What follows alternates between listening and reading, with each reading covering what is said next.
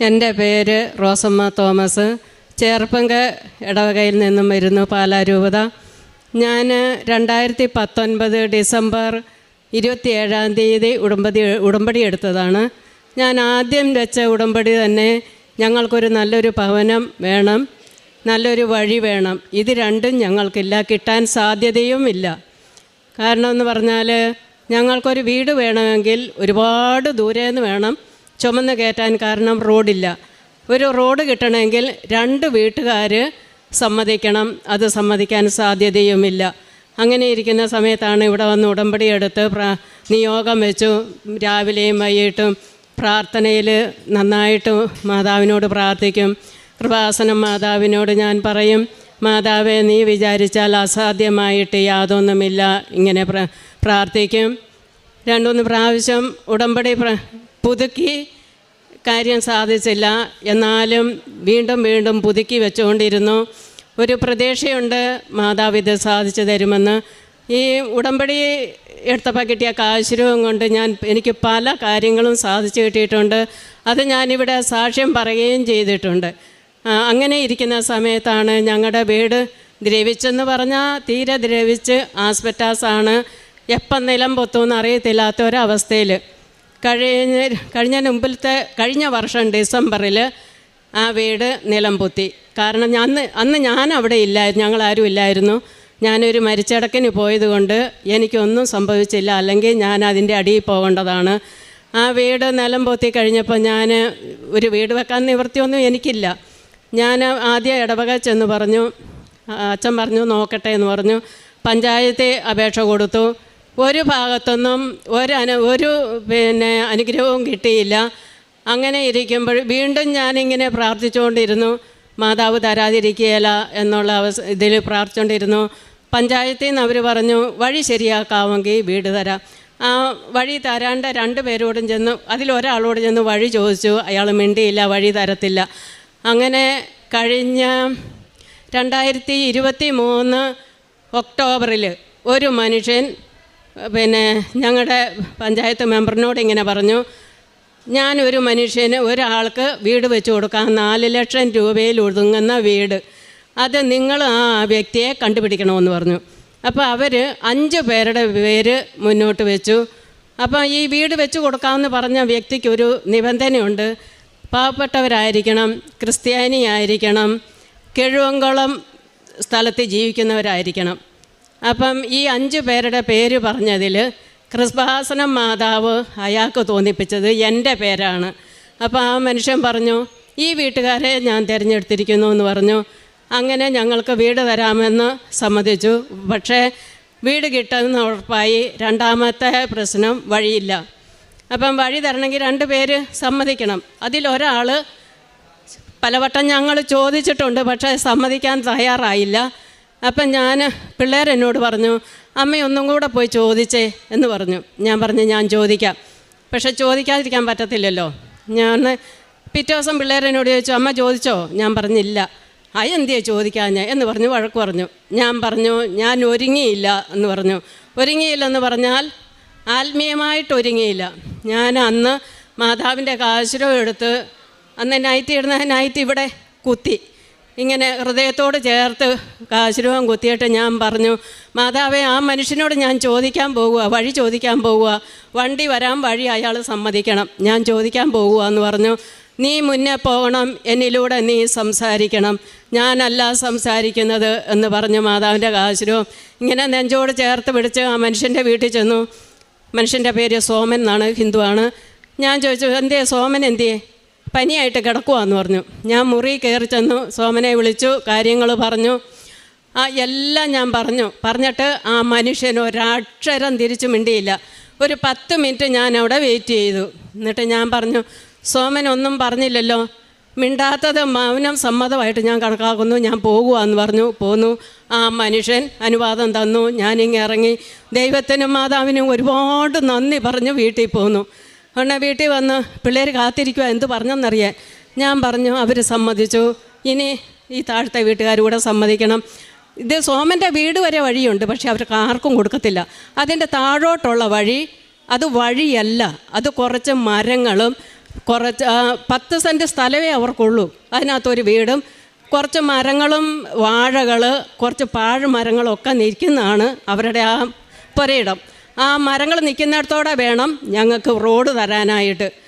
വീണ്ടും ഞാൻ ഈ മാതാവിൻ്റെ കാശുരവും കയ്യിൽ പിടിച്ച് ഞാനിങ്ങനെ പ്രാർത്ഥിച്ചു, മാതാവേ, അവർക്ക് ഇത്രയും ആദായങ്ങളൊക്കെയുള്ള പറമ്പിക്കൂടെ വേണം റോഡ് തരാൻ, ഞങ്ങൾക്ക് സ്ഥിരമായിട്ട് വേണ്ട, ഈ വീടിൻ്റെ സാധനങ്ങൾ കൊണ്ടുവരാൻ മാത്രം മതി എന്ന് പറഞ്ഞ് മാതാവിനോട് പ്രാർത്ഥിച്ചു. അവരുടെ വീട്ടിൽ ചെന്നു, അവരോട് ചോദിച്ചു. അവരും ഒരെതിരഭിപ്രായവും പറഞ്ഞില്ല.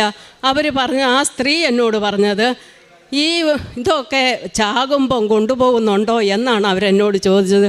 എനിക്കൊരുപാട് സന്തോഷമായി. ഞാൻ പോകുമ്പോൾ ഇത് ചോദിക്കാൻ പോകുമ്പോൾ എൻ്റെ ചങ്കിടിച്ചിട്ട് മേലെ അവർ സമ്മതിക്കുമോ എന്നോർത്ത്. കാരണം എന്ന് പറഞ്ഞാൽ ഞങ്ങളുടെ ആയുസ്സിൽ ഞങ്ങൾക്കൊരു വീട് വെക്കാൻ നിവൃത്തിയില്ലാത്തവരാണ്. അങ്ങനെ അവർ വീട് വെക്കാമെന്ന് സമ്മതിച്ചു. അവരുടെ പറമ്പിക്കൂടെ ഉള്ള ഒരു പ്ലാവ് അതിൻ്റെ ചുവട് തൊട്ട് മണ്ട വരെ ചക്ക കായ്ച്ച് നിൽക്കുന്ന അവസരത്തിലാണ് ആ മാവ് JCBക്ക് പിഴുതു മാറ്റുന്നത്. കുറേ വാഴകളുണ്ട്. ആ വാഴകളെല്ലാം പിഴുതു മാറ്റി. അവർക്കൊരു വിഷമവും ഇല്ല. അവിടെ എല്ലാം മാതാവിൻ്റെ ഈശോയുടെ ഇടപെടലാണെന്നുള്ള എനിക്ക് ഉറച്ച ബോധ്യമുണ്ട്. JCB വന്നു. വഴി പിന്നെ 2 കയ്യാലയുടെ ഇടയ്ക്കോടെ വേണം JCB താഴോട്ടിറക്കാൻ. JCB ചെറുത് കൊണ്ടുവരണമെന്ന് ഞങ്ങൾ പ്രത്യേകം പറഞ്ഞതാണ്. അവർ കൊണ്ടുവന്നത് ഏറ്റവും വലിയ JCB നോക്കുമ്പം കയ്യാലയുടെ ഇടയ്ക്കോടെ വഴിയെ കൂടെ താഴോട്ട് ഇറങ്ങിയല്ല. എന്നാ ചെയ്യും? പ്രാർത്ഥിക്കാൻ പോലും മേലാത്ത അവസ്ഥ. മാതാവിൻ്റെ കാശുരവും മുറുകെ പിടിച്ചിട്ടുണ്ട്, ആ താഴെ വെച്ചിട്ടില്ല. മുറുകെ പിടിച്ച് പ്രാർത്ഥിച്ചു, മാതാവേ, ഈ 2 കയ്യാലയ്ക്കും കുഴപ്പം വരരുത്. എന്നെ കഴിഞ്ഞും പൊക്കത്തിലാണ് ആ കയ്യാലയുടെ പൊക്കം. ഒരു വശം പിന്നെ ശകലൊന്ന് തള്ളിയാൽ മൊത്തം താഴെ പോരും. മാതാവിനോട് പ്രാർത്ഥിച്ചു. ഇവിടെ വരുന്നവരെൻ്റെ കൂട്ടുകാരുണ്ട്, അവരോട് വിളിച്ചു പറഞ്ഞു, പ്രാർത്ഥിച്ചു. JCB താഴോട്ട് ഇറങ്ങാൻ പാടാണ്, JCB വന്നില്ലെങ്കിൽ പെരപണി വീണ്ടും തടസ്സം വരും. അവരോട് പ്രാർത്ഥിച്ചു. എങ്ങനെയാണേലും 2 കയ്യാലയ്ക്കും ഒരു ചെറിയ ചളുക്കം ഒന്നും പറ്റാതെ JCB താഴോട്ടിറങ്ങി റോഡ് നീക്കം വലിച്ചു. അങ്ങനെ ആ വഴിയും കെട്ടി നല്ലൊരു ഭവനം. വെറും പന്ന വീടായിരുന്ന എനിക്ക്, എൻ്റെ സ്വപ്നത്തിൽ വീട് കിട്ടുമെന്ന് ഓർക്കാതിരുന്ന എനിക്ക്, എൻ്റെ അമ്മ 3 bedroom, 1 hall, 1 kitchen, 1 തിണ്ണ, 2 attached bathroom, ഇത്രയുള്ള നല്ലൊരു ഭവനം എൻ്റെ അമ്മ എനിക്ക് പണിതു തന്നു. പിന്നെ ഒരു വല്ലാത്തൊരു അനുഗ്രഹം എന്ന് പറയുന്ന ഭയങ്കര ഒരു അനുഗ്രഹം. അത് സാധാരണ ഈ വീട് വെഞ്ചരിക്കാനൊക്കെ ചെറുപ്പങ്കല അച്ഛന്മാരൊക്കെ വരും. അവിടെ നിന്ന് തന്നെ 3-4 അച്ഛന്മാരും.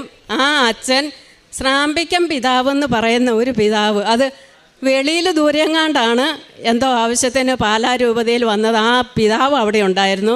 ആ പിതാവിനെ വിളിച്ചു, ഇങ്ങനെ ഒരു വീട് വെഞ്ചരിക്കാനുണ്ട് പിതാവേ, വരാവോ എന്ന് ചോദിച്ചു. പിതാവ് വരാമെന്ന് സമ്മതിച്ചു. ആ പിതാവ് വന്ന് എനിക്ക് ആ വീട് വെഞ്ചരിച്ചു തന്നു. അത് എൻ്റെ അമ്മ പ്രത്യേകം ആ പിതാവിനെ എൻ്റെ ആവശ്യത്തിന് വേണ്ടി അവിടെ കൊണ്ടുവന്നതെന്ന് ഞാൻ ഉറച്ച് വിശ്വസിക്കുന്നു. പിതാവ് വെഞ്ചരിച്ചു തന്ന വീടാണ്. അതിനും എൻ്റെ അമ്മയ്ക്ക് ഈശോ മാതാവിനും കോടാനുകോടി നന്ദി. കഴിഞ്ഞ ജനുവരി 4-ാം തീയതി എൻ്റെ വീട് പണി പൂർത്തിയായി വീട്ടിൽ കയറി താമസിച്ചാണ്. ഇത് പറയാൻ താമസിച്ചു പോയതിന് ക്ഷമ ചോദിച്ചുകൊണ്ട് ഞാൻ അമ്മയ്ക്ക് നന്ദി പറഞ്ഞുകൊണ്ട് നിർത്തുന്നു. ലൂക്കയുടെ സുവിശേഷം 1:50 നമ്മൾ വായിക്കുന്നു. അവിടുത്തെ ഭക്തരുടെ മേൽ തലമുറകൾ തോറും അവിടുന്ന് കരുണ വർഷിക്കും. ഈ അമ്മയുടെ ജീവിത സാക്ഷ്യം നാം കേൾക്കുകയായിരുന്നു. ഏറെ ദാരിദ്ര്യത്തിൽ, ക്ലേശത്തിൽ, ഭവനമില്ലായ്മയിൽ, ജീവിത സാഹചര്യങ്ങളെല്ലാം പ്രതികൂലമായിരിക്കുമ്പോൾ റോസമ്മ എന്ന ഈ സഹോദരി അമ്മ മാതാവിൻ്റെ അരികിൽ വന്ന ഉടമ്പടിയെടുത്ത് ഒരു സുരക്ഷിതമായ ഭവനത്തിന് വേണ്ടി, ഭവനം നിർമ്മിക്കുന്നതിന് വഴി ശരിയാവുന്നതിന് വേണ്ടി നിരന്തരം പ്രാർത്ഥിക്കുന്നതാണ് നാം കാണുന്നത്. എല്ലാം അസാധ്യമായിരിക്കുന്ന സാഹചര്യത്തിലാണ് വീട് നിലംപതിക്കുന്നതും. എന്നാൽ പള്ളി വീട് വെച്ച് കൊടുക്കാമെന്നൊരു സാഹചര്യം മുന്നോട്ട് വരുമ്പോൾ വഴി തടസ്സപ്പെട്ടുകൊണ്ട് വഴിയില്ലാതെ കൂടുതൽ ക്ലേശങ്ങൾ ഉണ്ടാവുന്നതും. വീണ്ടും അമ്മ മാതാവ് തന്നെ കാര്യങ്ങൾ ക്രമീകരിച്ച് കൊടുക്കുന്നു, ഭാരം ലഘൂകരിച്ച് കൊടുക്കുന്നു. വീടിന് വേണ്ടി മറ്റൊരു വ്യക്തി മുന്നോട്ട് വന്ന് പല വീടുകൾ കണ്ട് അമ്മയുടെ കുടുംബത്തെ വീട് വെച്ച് കൊടുക്കുവാൻ തയ്യാറാവുന്നു. അതോടൊപ്പം മുകളിലും താഴെയും താമസിക്കുന്ന 2 കുടുംബങ്ങളുടെ വഴി ശരിയാക്കിയെടുക്കുന്ന ആ ക്രമീകരണത്തിന് അമ്മ മാതാവിൻ്റെ കാശുരൂപവും നെഞ്ചോട് ചേർത്ത് പിടിച്ച് സഹോദരി ചെന്ന് ചോദിക്കുമ്പോൾ രണ്ട് കുടുംബങ്ങളും ഒരുപോലെ അതിന് തയ്യാറാവുകയും എല്ലാ തടസ്സങ്ങളും മാറ്റിക്കൊടുക്കുകയും ചെയ്യുന്നു. പ്രിയമുള്ളവരെ, അമ്മ മാതാവിൻ്റെ വലിയ സംരക്ഷണം ഏത് വലിയ ഭാരപ്പെട്ട വിഷയത്തെയും നമുക്ക് നിസ്സാരമായി അനുഗ്രഹമാക്കി തരും. എത്ര നാൾ കാത്തിരിക്കുന്നൊരു പ്രശ്നത്തെയും നിമിഷങ്ങൾ കൊണ്ട് പരിഹരിച്ചു തരും.